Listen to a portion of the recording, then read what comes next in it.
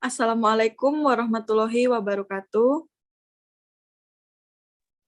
Waalaikumsalam warahmatullahi wabarakatuh. Selamat pagi, salam sejahtera bagi kita semua. Sebelumnya, terima kasih untuk teman-teman yang sudah menyempatkan diri untuk hadir di acara webinar kali ini. Izinkan saya untuk memperkenalkan diri, saya sendiri Rista Irviani Irawan dari Universitas Negeri Yogyakarta, Prodi Administrasi Perkantoran. Di sini saya akan menyampaikan materi tentang prospek kerja administrasi perkantoran. Nah, apa sih administrasi perkantoran itu? Administrasi perkantoran merupakan serangkaian aktivitas rutin di dalam suatu organisasi yang berhubungan dengan pengelolaan data dan informasi untuk mencapai tujuan organisasi tersebut secara sistematik. Ada pula pengertian administrasi menurut para ahli.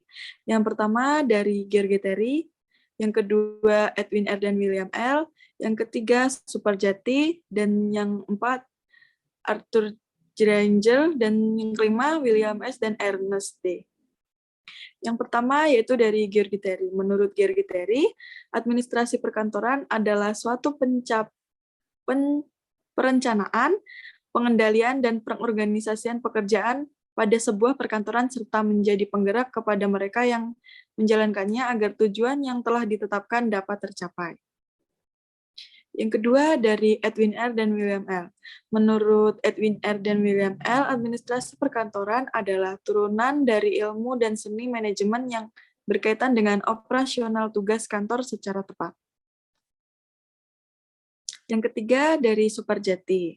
Menurut Suparjati, administrasi perkantoran adalah suatu proses kerjasama dengan lingkup kantor untuk mencapai tujuan yang telah disepakati bersama dengan melakukan fungsi manajemen. Yang keempat dari Arthur Granger. Menurut Arthur Granger, administrasi perkantoran berfungsi untuk melaksanakan komunikasi pekerjaan kantor dengan tepat dan tata pelayanan kegiatan dokumentasi. Dan yang terakhir atau yang kelima dari William S. dan Ernest D.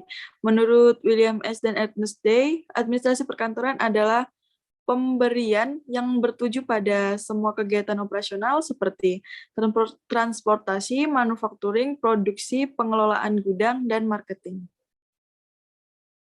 Berikut ada tujuan administrasi perkantoran. Yang pertama yaitu menyediakan data dan informasi secara lengkap kepada pihak-pihak yang membutuhkan untuk pelaksanaan tugas organisasi secara selektif dan efisien.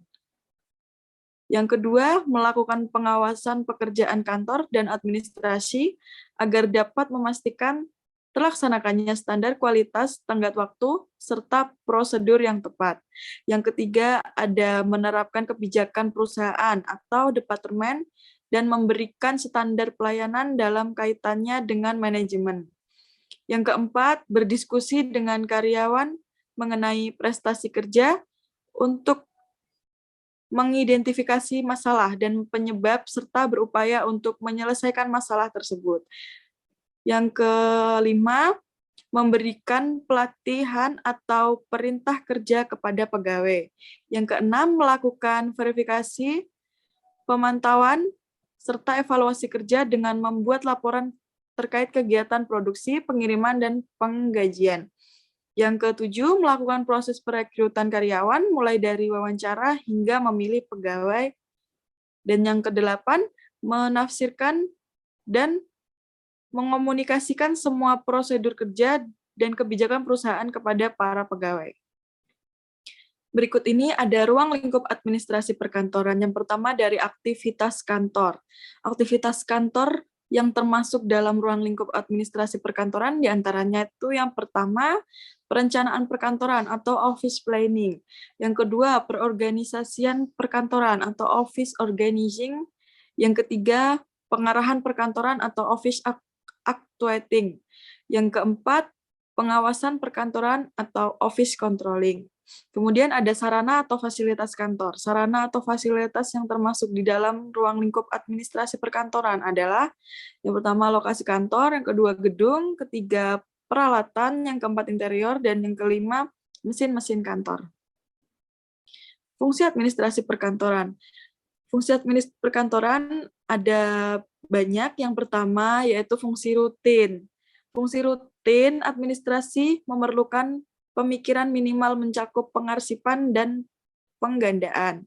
Kemudian ada fungsi teknis, yaitu fungsi administrasi yang memerlukan pendapat, keputusan, serta keterampilan perkantoran yang mumpuni. Kemudian ada fungsi analis, yaitu fungsi administrasi yang memerlukan cara berpikir kritis dan kreatif, serta kemampuan memutuskan sesuatu dengan cepat dan tepat. Dan yang keempat, ada fungsi interpersonal, yaitu fungsi administrasi yang memerlukan analisis dan penilaian sebagai dasar dalam memutuskan sesuatu serta keterampilan dalam berkomunikasi dengan orang lain. Yang terakhir, fungsi manajerial, yaitu fungsi administrasi yang memerlukan perencanaan, pengorganisasian, pengukuran, dan memberikan motivasi. Prospek kerja. Lulusan program studi ini bisa bekerja di berbagai industri menjadi staf administrasi. Misalnya seperti produksi, dokumen, operasional, ekspor-impor. Kemudian ada resepsionis, personalia, sekretaris, asisten sekretaris di berbagai lembaga atau organisasi pemerintah atau swasta. Bisa juga menjadi petugas hakim, hukum administrasi, juri dan sidang. Kemudian staf legal dan staf administrasi. Terima kasih. Mungkin itu yang dapat saya sampaikan. Apabila ada yang ingin bertanya, saya persilahkan untuk raise hand atau beri pertanyaan di kolom chat. Izin bertanya. Baik, mungkin pertanyaannya bisa dikemukakan. Perkenalkan, saya Zelika Ramadhani ingin bertanya. Pada PPT tadi kan disebutkan bahwa ada kegiatan operasional seperti manufacturing. Nah, maksud dari kegiatan tersebut, kegiatan manufacturing itu apa ya, Kak? Bisa tolong dijelaskan? Terima kasih. Baik, saya akan menjawab pertanyaan dari Mbak Zelika. Jadi, kegiatan manufacturing itu adalah kegiatan memproduksi suatu bahan baku menjadi bahan setengah jadi atau menjadi bahan jadi. Misalnya merakit robot, merakit barang-barang yang belum jadi menjadi setengah jadi atau jadi. Seperti itu, Mbak. Apa sudah jelas? Sudah jelas, Kak. Terima kasih atas jawabannya. Sama-sama. Sekian yang dapat saya sampaikan. Apabila ada kesalahan dalam perkataan, itu semua karena diri saya sendiri. Saya minta maaf yang sebesar-besarnya. Wassalamualaikum warahmatullahi wabarakatuh. Waalaikumsalam warahmatullahi wabarakatuh. Terima kasih, Kak. Sama-sama.